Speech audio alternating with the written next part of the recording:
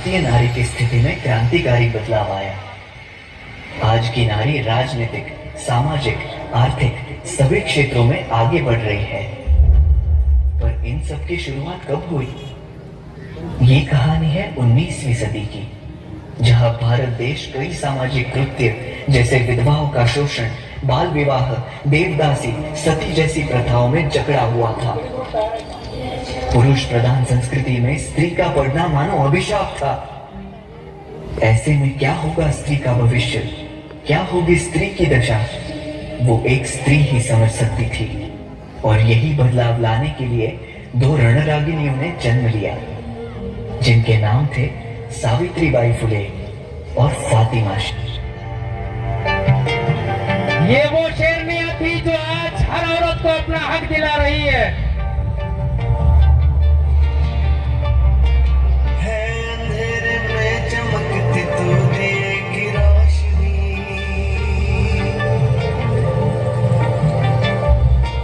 तेरी ममता से रहे ना आरज़ू कोई अनसुनी।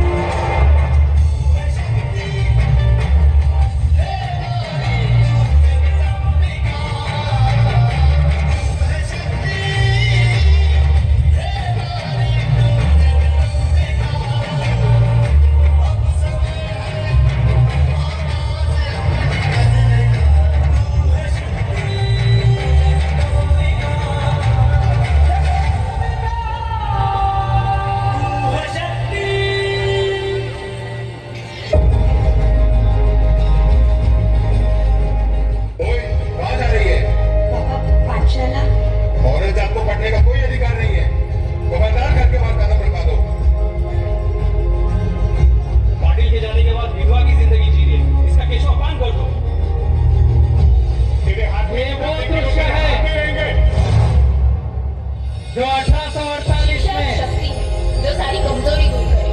शिक्षा वो प्रकाश है जो अंधकार को दूर करे। शिक्षा कोई भेदभाव नहीं करती। शिक्षित होना हम सबका अधिकार है। जहां पर स्त्री को मान सम्मान नहीं मिलता था, उस समय सावित्रीबाई फुले ने हर औरत को जमा किया और शिक्षण का मूल्य बताया। ये अत्याचार हो रहा था,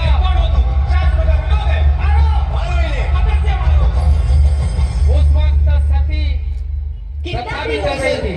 कितनी भी परेशानी इस समाज का हर बार हम सहेंगे। पीछे नहीं हटेंगे अब अपने कदम। भारत के हर बेटी को बढ़ा के रहेंगे।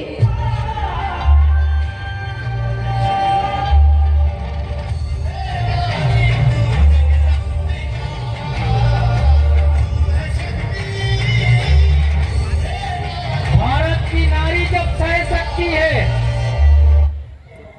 तो भारत की स्त्री नारी केवल घर और खेत पर काम करने के लिए नहीं बनी है, वह पुरुषों से बेहतर कार्य करने के लिए बनी है। यह विचार कर सावित्रीबाई ने अत्याचार सहते हुए स्त्रियों को पढ़ाया। सावित्रीबाई के इस कार्य से स्त्री जाति को एक अच्छा पद प्राप्त हुआ। स्त्री शिक्षित हुई और हर क्षेत्र में कामयाब हुई। इतना कुछ होने के बाद आज भी स्त्री को हर जगह अत्याचार सहना पड़ रहा है। महिलाओं पर छेड़छाड़, बालिकाओं पर अत्याचार, बलात्कार, पत्नी की पिटाई, शराबखोरी, इस तरह के स्त्रियों को उसके जीवन में अत्याचार सहना पड़ रहा है।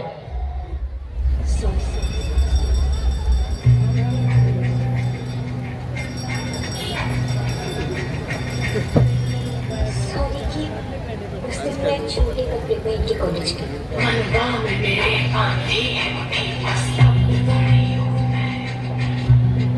आई एम सॉरी कि मैंने अंकल को घर के अंदर आने दी।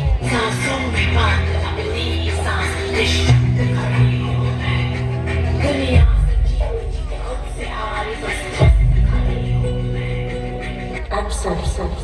हर रोज की तरह उस दिन भी मैं स्कूल से अकेले आ रही थी।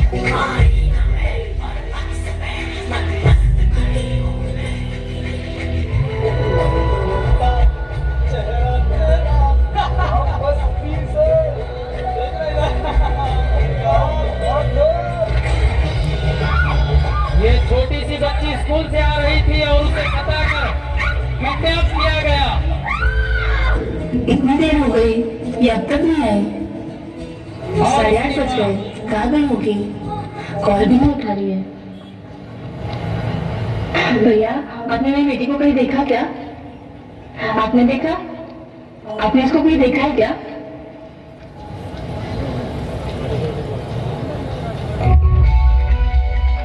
बच्ची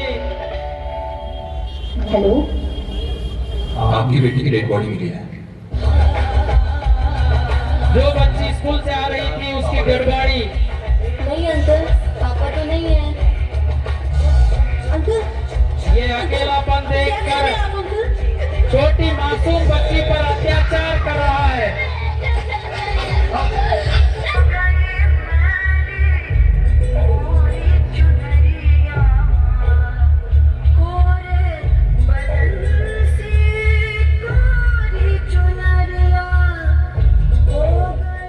आई, मैं कॉलेज जा रही हूँ। मैडम ये एड्रेस कहाँ का है?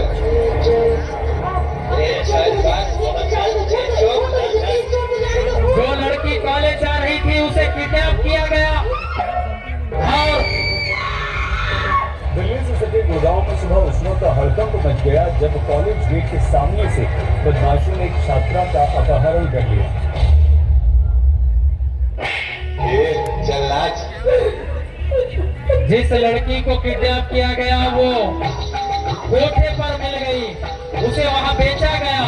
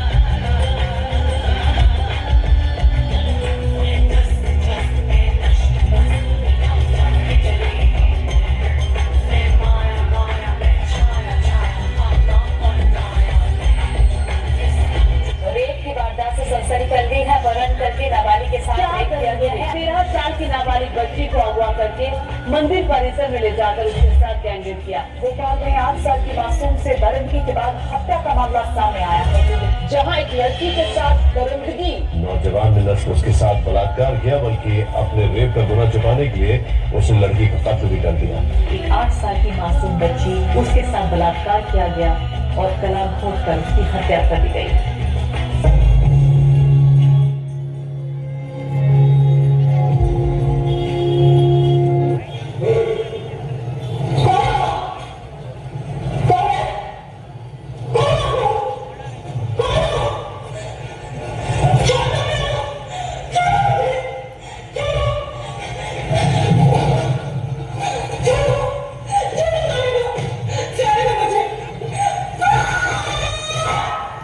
जिस लड़की का रेप हुआ उसकी हत्या हो गई और उसकी आत्मा उठकर आ रही है।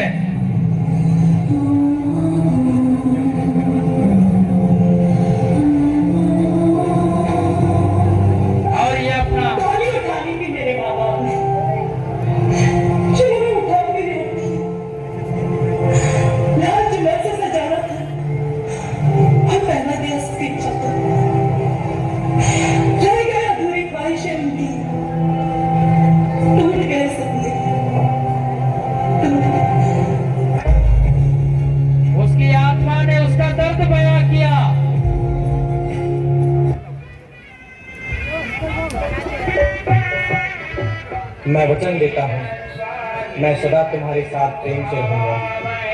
मैं हर सुख दुख में तुम्हारा साथ दूंगा।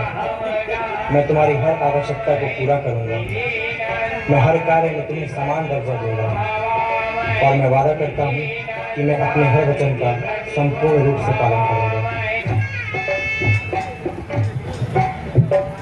कुछ साल बाद मुझसे बहस करती है, मुझसे बहस करती है।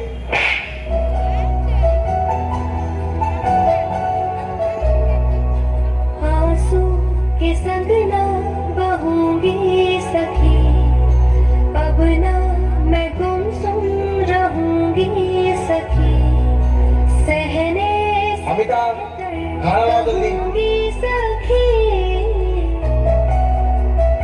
ये खाना बनाया तूने, नमक का है इसमें, है नमक का है इसमें। रोज का हो गया, रोज का हो गया। अरे क्या हुआ? फिर से खाना खराब कर दिया? जब से घर में आई मैं जिंदगी बर्बाद करके रखी है मेरे बेटे। अब खाने क्या है? जा जाके काम कर, उल्टा कहीं की। वार ये प्यार का कैसा सिला है, सहजो गए बारंबार मिला है, बन के घाव पे मरहम हया का मन का घाव है, प्यासा दवा का घुट घुट के कब तक जियूंगी सखी, गुमसुम मैं अब ना रहूंगी सखी, सहने से बेहतर कहूंगी सखी। अमिता, मेरे जूते कहाँ हैं? अभी लाई कहूंगी सखी। मम्मी, मेरी नोटबुक कहाँ है? लाती हूँ बेटा। रहूंगी सखी। चाय ला मेरी। जी माँ जी।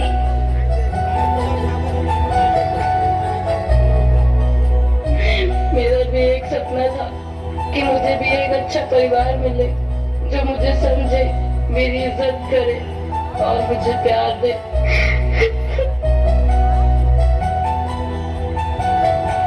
चूंकि आप और हम भी साथ लेते हैं जब इस तरह की स्थितियां निर्मित हो जाती हैं, और स्थितियां ऐसे निर्मित नहीं होती, इसके जिम्मेदार आप और हम भी होते हैं।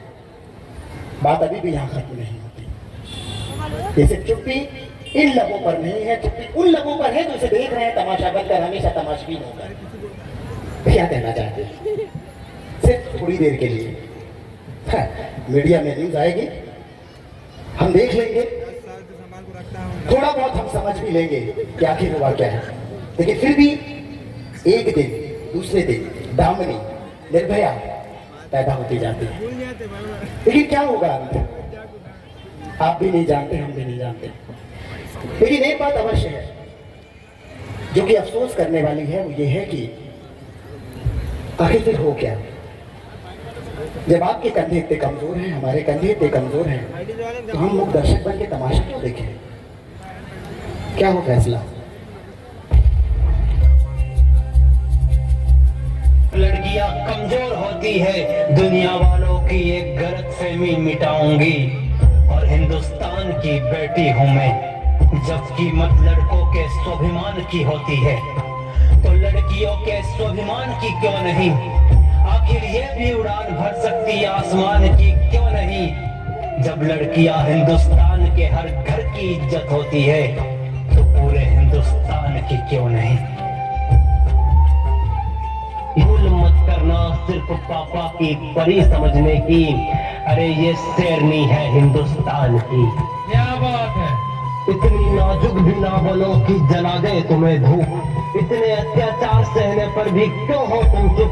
इस दुनिया ने देखी है सिर्फ कमजोरी तुम्हारी, इसे दिखा दो फिर से मां काली का रूप।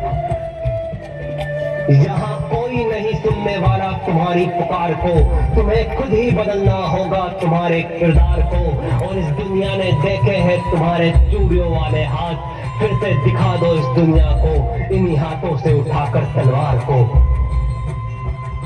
चलता इनकी ख्वाहिशों पे इनका जोर नहीं, इनकी काबिलियत पर करता कोई गौर नहीं, और खोलो पिंजरा और उड़ने दो इन्हें भी आसमान में, ये लड़की है मगर कमजोर नहीं।